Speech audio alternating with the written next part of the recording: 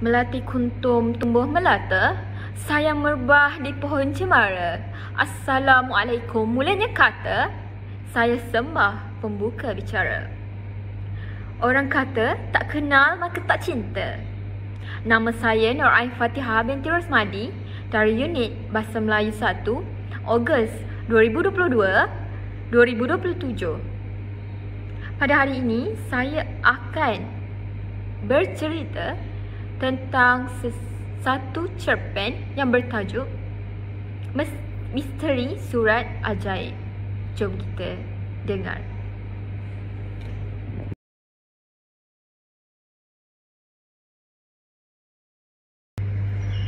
Di sebuah kampung yang permai mengalir sebuah sungai jernih bernama Sungai Lestari.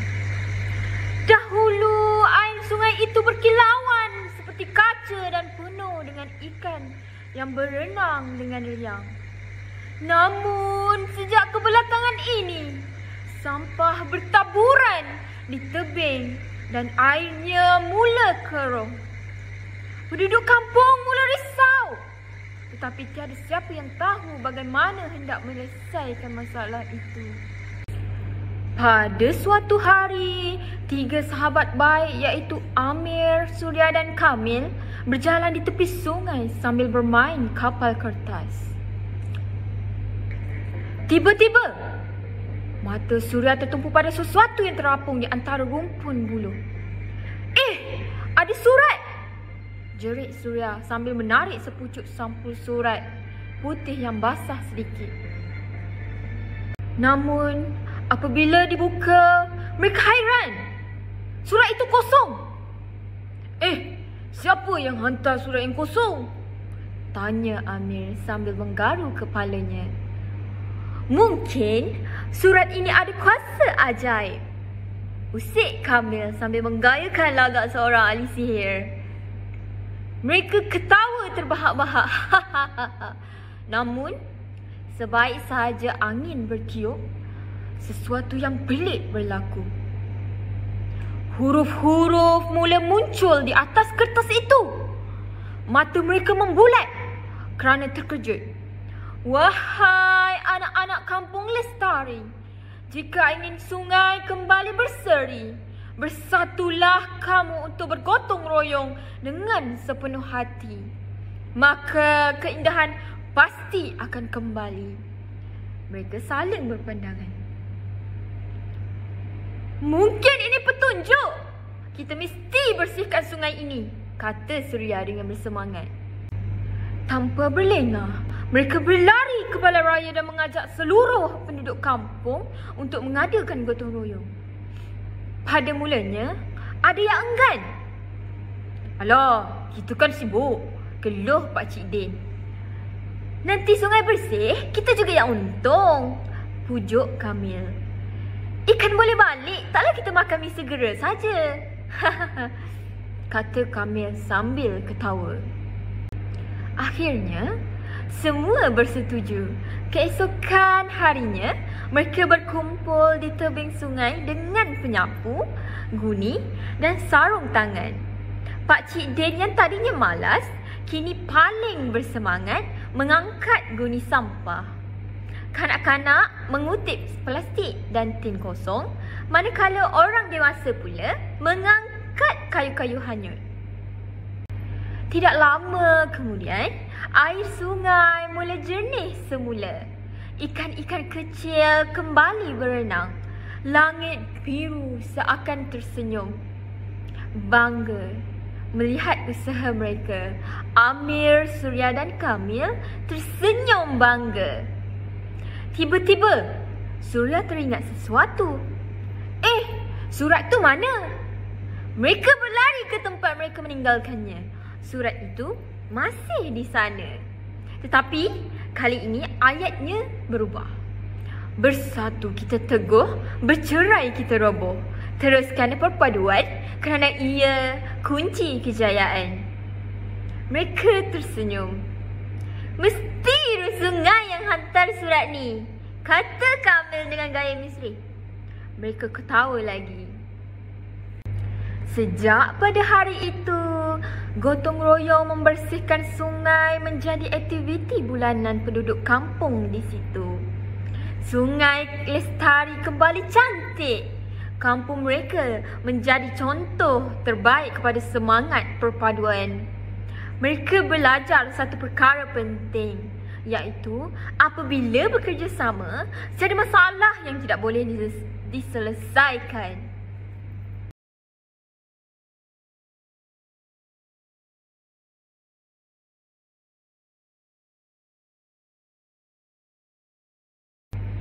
Bisikan Sungai Lestari.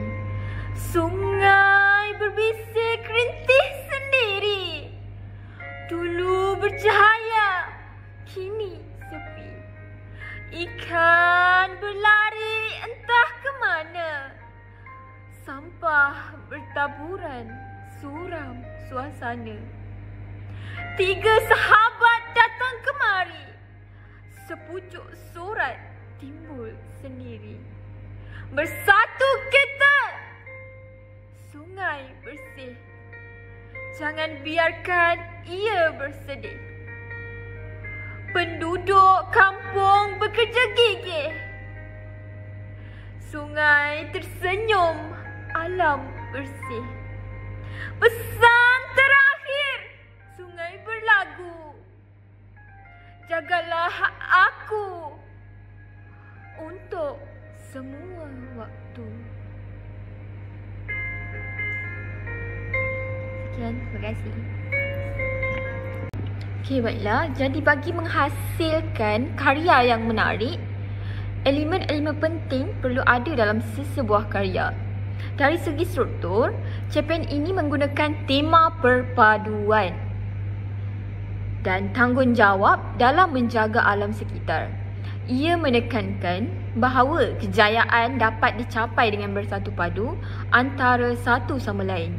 Cerita ini dibina dengan permulaan cerita yang menunjukkan keadaan sungai yang kotor dan 3 orang sahabat baik yang terjumpa surat yang ajaib. Daripada situ, mereka mula mengajak penduduk kampung bersatu hati untuk bergotong royong membersihkan sungai. Terdapat konflik yang berlaku di mana pada awalnya ada penduduk kampung yang enggan turut serta. Kemudian setelah dipujuk, mereka semua turut serta.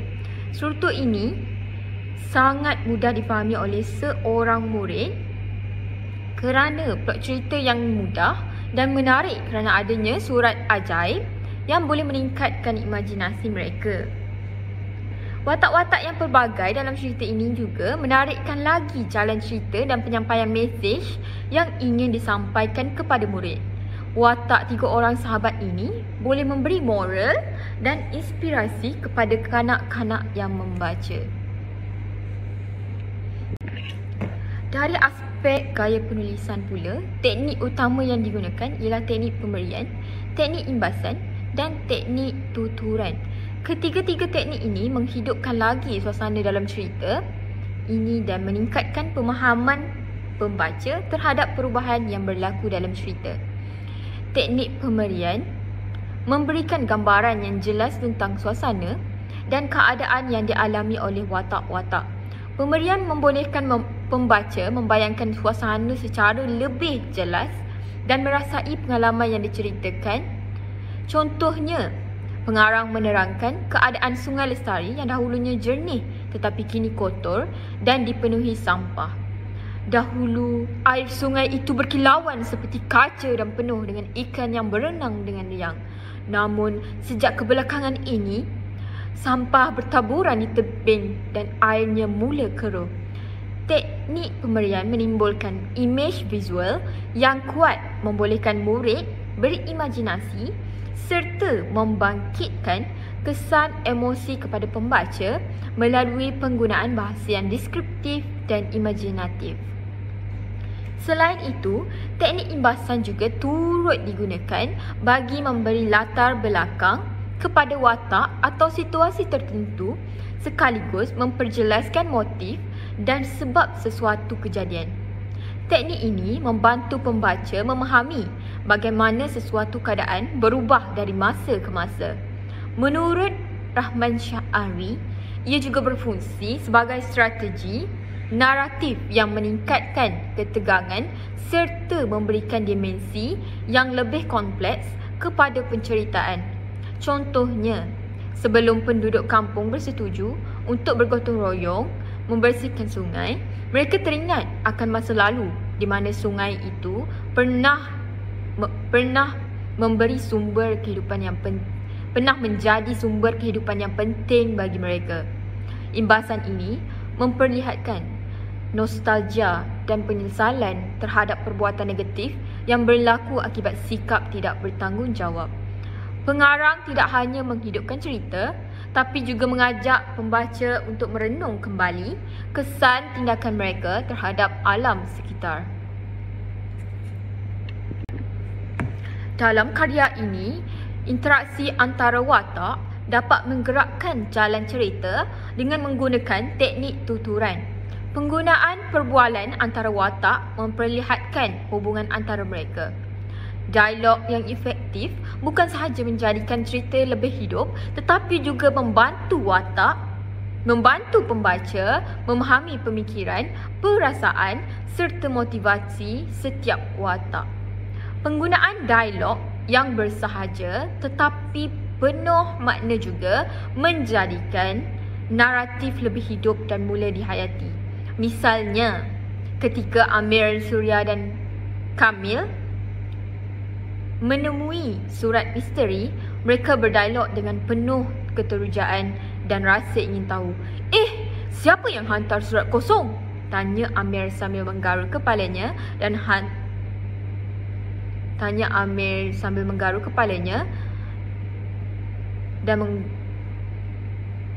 dan dialog, mungkin surat ini ada kuasa ajaib, usik Kamil sambil menggayakan lagak seorang ahli sihir. Dialog ini menggambarkan kepribadian watak-watak yang berbeza, mendorong pembaca untuk mengikuti perkembangan cerita.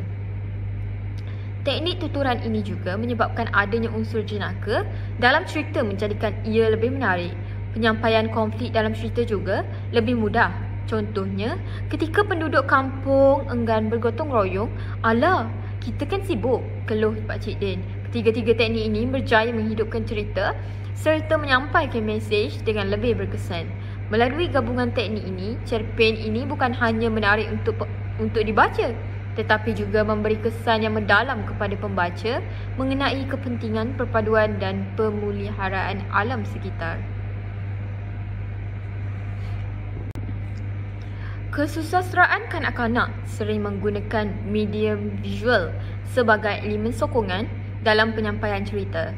Cerita dan sajak berilustrasi merupakan bentuk sastera yang menggabungkan teks dan imej bagi menarik minat serta meningkatkan pemahaman pembaca.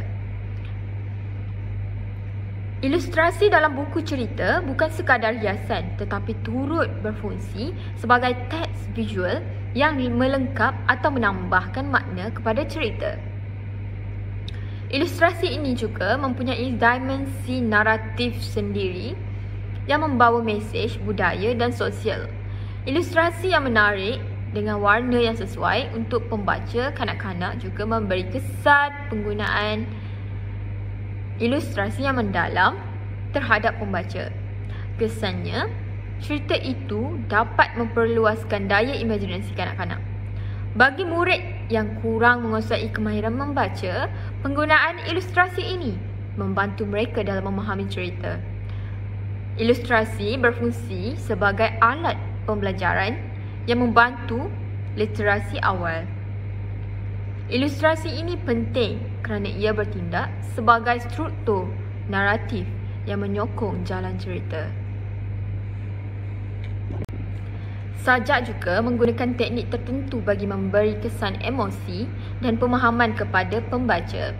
Keunikan sajak ini terletak pada penggunaannya yang fleksibel dalam teknik dan gaya penulisan, menjadikannya bukan sahaja sebagai karya seni, malah alat penyampaian nilai dan pemikiran yang mendalam.